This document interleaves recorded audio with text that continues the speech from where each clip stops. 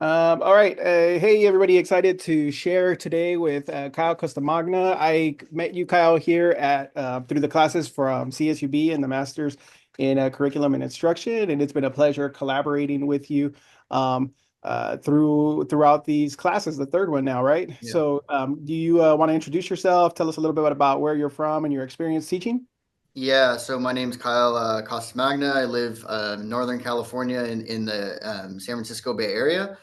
I teach in a large school district here, about 30,000 students. I don't teach 30,000. That's the size of the school district, though.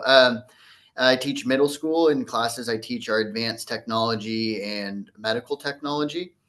And I also serve on the school district's instructional technology team. So basically, we're a team that looks into different technologies that the school district may implement, and we try them out and then help write policy and implementation guidelines for these different technologies. So that's kind of what I do on a day to day basis. I'm at year 3 in teaching. It's a second career for me. So I used to be a paramedic actually, and this is a second career for me. I've moved over to now the CTE sector. So that's what I do. Oh, awesome, exciting. So congratulations. I can tell you that the field is better with you in it, Kyle, and Thank excited to you. this conversation. So so this is all based off of an assignment that we go through in a blended and online learning class where we do an autoethnography and immerse ourselves in the spaces that our students are serving. I the first time I did this, I did Minecraft, and then Kyle, you did a Discord server about Minecraft. Uh-huh. So tell us a little bit about first why you selected your specific environment. Yeah, so based on some of the readings that we did and just my experience in general, is I'm realizing that um, kids now have redefined place, and what I would say is I in my our generation we would define place as the physical spaces on which we occupy. But now, if I ask the kid, what spaces do you hang out in, they're going to answer not just with the baseball field or the park down the street, but they're also going to start talking about different servers and different games that they hang out in, or communities. And one thing that I heard the kids talking about frequently was Discord, and I think from hearing them talk, had a general idea of what it was. But what I really realized was that there are spaces that our kids are frequenting that we have no idea what they really are.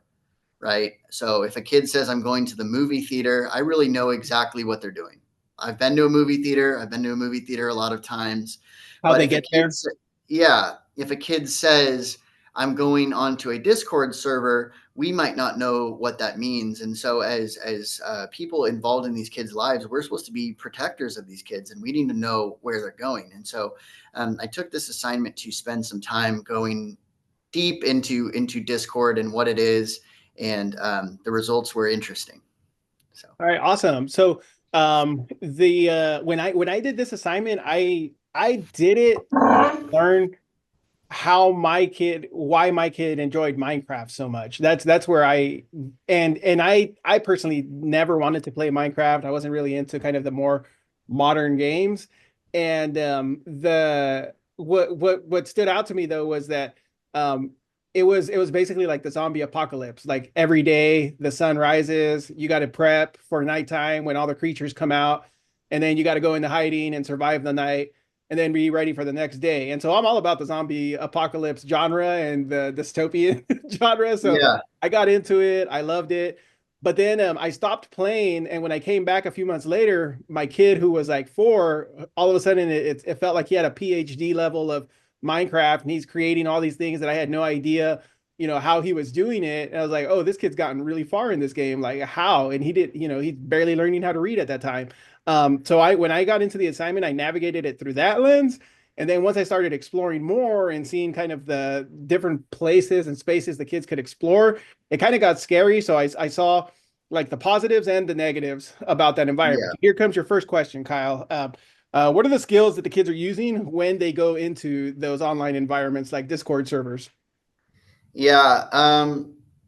It's interesting. So this generation, they're not just playing video games, they're engaging in like video game adjacent activities, I would say. Or it's the generation of watching video games on Twitch or talking about them online. So the server I actually went into was I signed up for Discord, and all of a sudden all these servers pop up. And for those that don't know, a server is basically a chat room, what we would have remembered like AOL or something like that. But it's a chat room. And so I went into it, and what I saw was people generally communicating. So if we're talking about skills, they need the ability to basically speak English and use a keyboard, and that was the skills needed.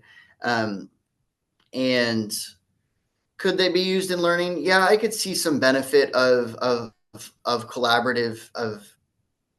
collaboration happening, but really a lot of it was unsupervised, and that was immediately concerning.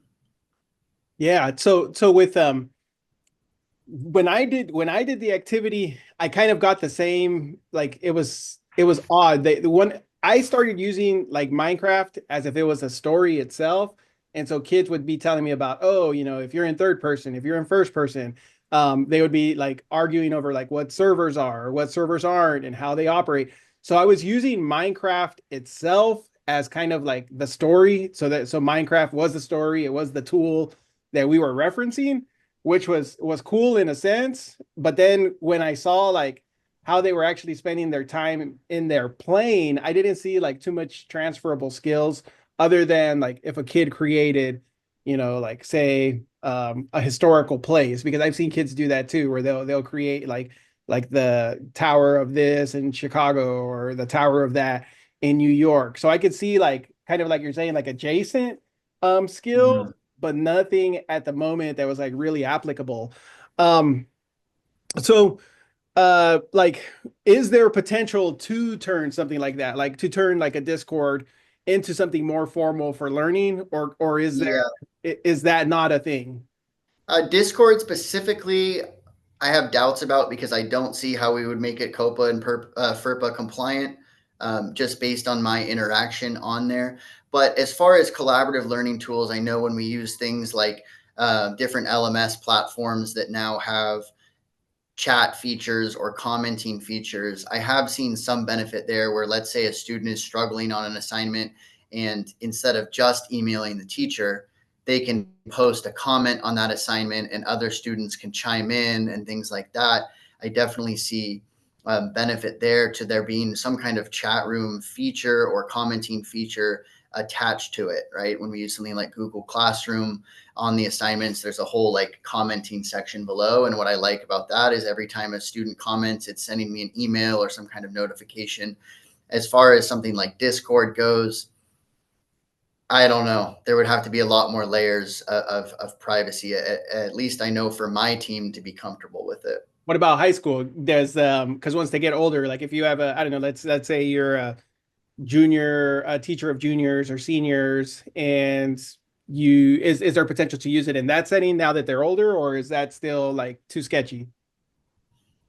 I push it to college mainly for liability purposes too, from the more administrative standpoint. I think in college it definitely could be cool, right? I mean, I could see definite collaborative potential there.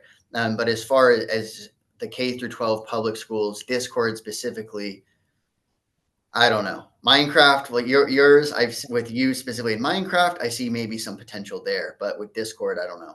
It has to be with the educational one, with the educational version, because even with the regular one, sometimes like the areas I'd see like that you could wander into and things, or even that's kind of sketchy. But let me ask you this: so at the college level, what would that look like if a professor or somebody teaching a course said, they wanted to implement something on Discord, like what would that work, or how would that look like? It would see it as a collaborative space, right? Mhm. As far as chat rooms go, it has features that are probably above and beyond what a simple LMS could do as far as collaboration goes. But with more features comes lack of regulation sometimes, right? And Yeah. so I think it could do great for, let's say, there's just some kind of discussion going on or some kind of Socratic circle happening digitally, we could maybe push that into Discord or something like that. So So like say these classes, the ed tech ones, would that be worth exploring on what it would look like to have like a Discord server and hopping these classes on there and trying to take advantage of that space? I think it would. I think there'd have to be more of it be more common being used. I think someone in our class actually might have made one, but I don't know how many people joined that Discord server, right? Yeah. And so that's the one thing I saw was that, like, for example, we had a classmate in this class try to make one, and I don't know if anyone even went on it, right? And so Yeah. that's also part of it, right? Is how do we push engagement? It was too Um, foreign. it's too foreign, right? But what we're talking about is the future, right? So maybe these Yeah. kids that are in middle school now, if Yeah. you're teaching them in 5 years, 10 years, Yeah. yeah, then maybe it would have a Exactly. place because they grew up with it, right? Yeah. Yeah. That's a good point. So then looking towards the future, that's definitely a space where these things would be taking place. Yeah, I think you could put something, you could make a Facebook group and I would probably join it, but these kids would never join a Facebook group, right? And that'd be the reverse, right? So, Yeah. No, that's cool. That makes sense. Thanks. Let me see. Is there cause for concern with where the kids are spending their yeah. time? If there is, how can you help inform kids or parents of those dangers, or is that even our place as educators? Yeah. So this is what I found with Discord. It was concerning. And let's go back to the movie theater analogy for a second. If I know that students or, I don't have kids yet, but when I do, if my own kids are going to the movie theater, I generally know where they're going. But the internet doesn't necessarily function like that. The internet is a room, and behind that room is another room, and behind that room is three more rooms. And Everyone's wearing a costume. yeah, and that's a good point. Yeah, so everyone's in a disguise and the doors never end, right? And so I guess the way to say cause for concern is I could just kind of sum up my experience. So I log in, I picked a Minecraft server just because I was like, I want to pick the most kid friendly server. Immediately, I did get some restraints that said, hey, don't use any bad language. I think it said you need to be at least 13. One of my immediate concerns was actually that there was no age cap. So it's a kids chat room, but there was, but there was a lower age limit, but not necessarily an upper age limit. So that Mm, was already immediately concerned. So now we have a space where kids are interacting with adults wearing yeah, costumes, right? And so that was immediately concerning. behind closed So doors. yeah, and so that was definitely one thing that stood out. And then all I wrote in the chat was something really simple. I said, "Hey, I'm new here. What's this all about?" Something like that. And within 10 minutes, I didn't, that's literally the only thing I wrote. Within 10 minutes, somebody had DM'd me and said, I want to be your friend and come to my chat room. And so I accepted it. And I had now moved into that chat room was labeled as an 18 plus chat room. Huh. So with one comment of, hey, I'm new here, I had moved within 10 minutes from the Minecraft chat room to the 18 plus chat room. That's crazy.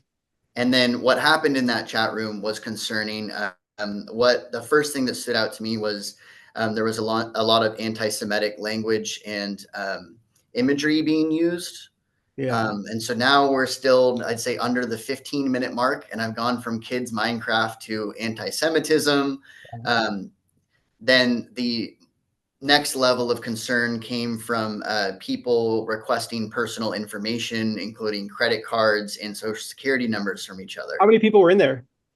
It I don't know how many people were in there in total. It seemed like maybe 10 were active at the time. Um, And so it went from this big Minecraft server where there was, in those Minecraft servers, there's thousands in there, right? To a more intimate and definitely more vulnerable server. mhm. And so that was concerning to me. I was like, what is this thing? Mhm. So Yeah, that's crazy. So, um, yeah, and to think, right? So you the kids are sitting in your class, they're doing potentially, the same kids that are doing the medical pathway and math and everything from 8 to 3 are now out in this, park. Let describe, like you said, it's a park within a park within a park within a park behind walls, um, or room within a room, and everyone's wearing costumes. So how do we inform kids or their parents of these dangers? And how much, yeah. So what are your ideas for next steps? Yeah. Well, I'm pretty conservative when it comes to kids and technology. I am a tech teacher, and I Mhm. call myself like the anti-tech tech teacher sometimes. So I definitely take a more conservative approach. Also described myself as skeptically optimistic of modern technology. I embrace AI with great skepticism. Still embracing it, but with that. Um, but the first thing, and I learned this from you, and one thing I've appreciated from your class is you've incorporated even some of your own parenting styles into what you teach. And the one thing is if our kids are occupying a space, we need to also be occupying that space or participating in that space. And so if your kid is playing Minecraft, maybe you don't want to spend your Saturday morning playing Minecraft, but you need to take a couple hours at least to figure out what this thing really is, right? If your kids are, going anywhere, if you're going sending your kids to a friend's house, you go and you meet the parents, That's a good point. right? If your kids are like, I'm going to go spend the night at Johnny's house, you're like, okay, well, I want to meet Johnny's parents first. I want to shake their hand. I want to do this, right? Are we doing that with the digital spaces that our kids are engaging in? And I've felt a great deal of, hey, I need to step it up. Discord is just one of these places that my students are talking about. And so am I going to take time to at least explore these places so I, one, know what's going on? I don't think I can give advice that is umbrella advice for every single place our kids are going to online. For Discord, I would say don't go on it if you're under the age of 18, Yeah. based on my experience. Um, but as far as these other ones go, my general advice is just that. Yeah, go visit the places your kids are visiting. And so bringing this into like into the space and into the realm for teachers. So let's think about Yeah, it, I guess, from the teacher perspective.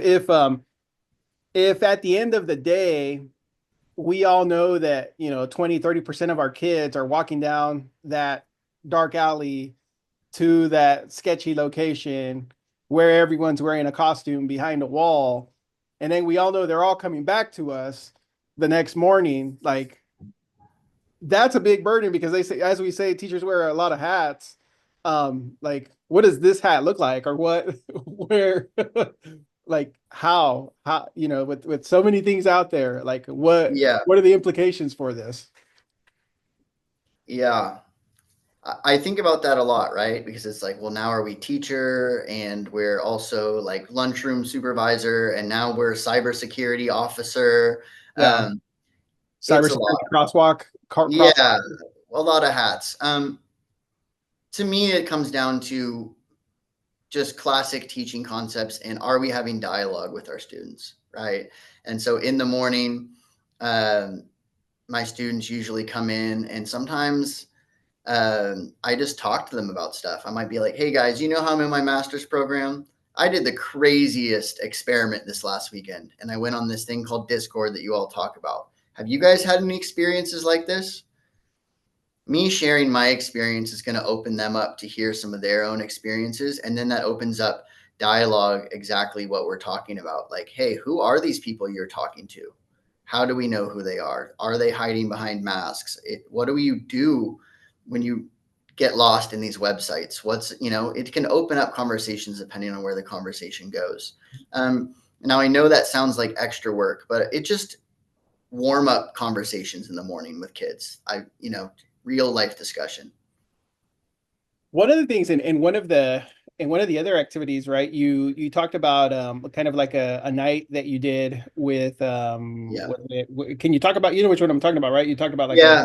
release department. So yeah, and so I like doing PD for parents for a lot of different things. I've done some on AI and some other topics, but this year the PTA came to me and said, "Hey, we're overwhelmed. We don't know what's going on the Chromebooks. We don't know what's going on other devices the kids have, all of this stuff. And so we got together, me and some of the school resource officers. And for those that don't know, that's just police officers assigned to a school site.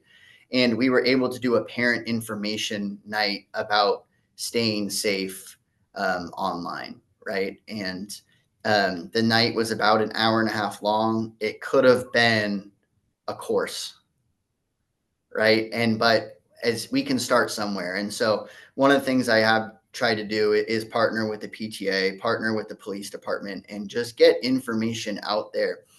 If I have information and I'm keeping it to myself, I'm doing people a disservice, right? Just like we all know this as teachers, this is what we love to do, get information and then put it back out into the world, right?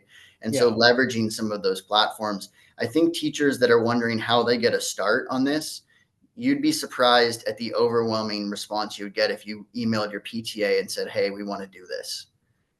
We want to do a night like this. So, Yeah. Oh, that's cool. Yeah, no, I like it because you give me a very, very actionable, it's possible to do something like that. And I think, especially after having this conversation right now with you, when I look at what kind of the 21st century spaces are, like Roblox, Minecraft, those are all basically like living stories. They're like choose your own adventure um, kind of scenarios that kids are finding their way in and enjoying and playing, etc. And so that's basically what it is. It's kids immersing themselves in the stories of this time.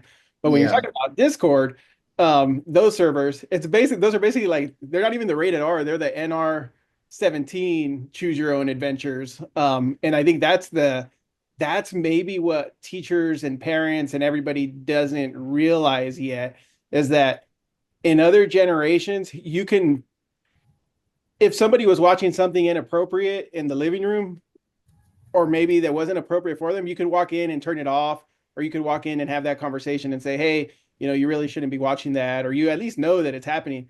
But now with like, it's like devices, headphones, Mhm. like it's a whole other planet. You could be in a whole other Yeah. planet in the same space. And I think the implications for that are kind of scary. Yeah, and I think a suggestion for parents, if you do have a kid that's into video games, without promoting, I have bias, but without promoting a certain company, I would say that there are video game consoles that have amazing open world games without them being tied to the internet Which and ones? things like that, you know.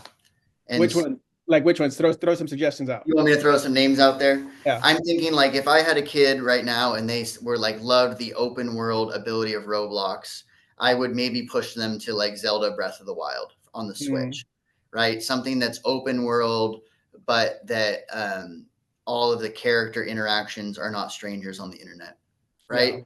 There's just things like that, you know, different games like that. If somebody was into some of the terraforming capabilities of Minecraft, but that you, well, for one, you can turn off some of the interactive open world capabilities of, when I say open world, I mean communicating with people all around the world. But like when we play something like Animal Crossing, you know, you're confined to just that console, right?